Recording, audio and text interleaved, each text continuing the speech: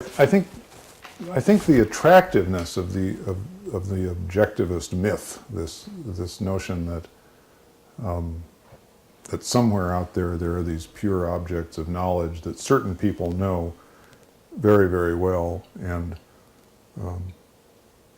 become experts at in a way that empowers them to deliver knowledge of those objects into the hands of the ignorant,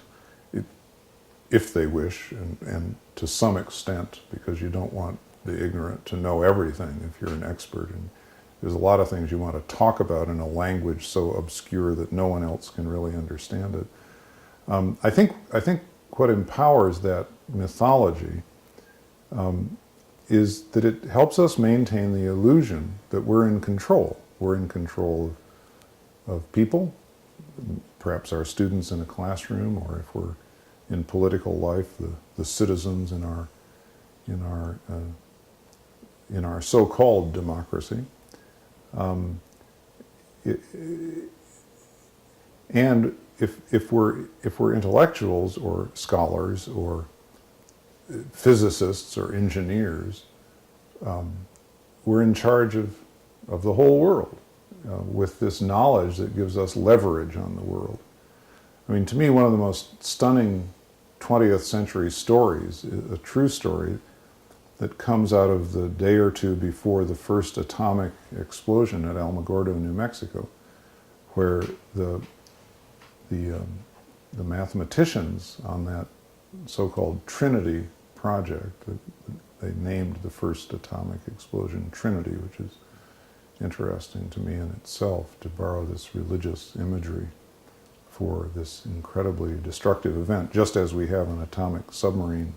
prowling the face of the earth called the body of Christ, which a lot of people don't realize. Corpus Christi would be the Latin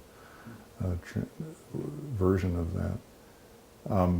The mathematicians, just before the Trinity experiment,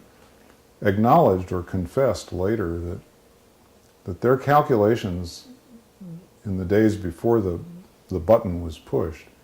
indicated that in the moment that button was pushed, there was a very slight but still real chance that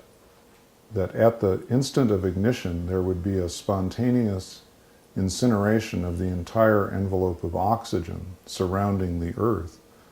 thus snuffing out all forms of life on Earth. It was maybe 15 places to the right of the decimal point, very minuscule mathematical chance, but the moment they pushed that button, they still thought that such a chance existed. And I've always been fascinated in a terrified, horrified way at the fact that they went ahead and pushed the button anyway. And there's a remarkable PBS documentary called The Day After Trinity, in which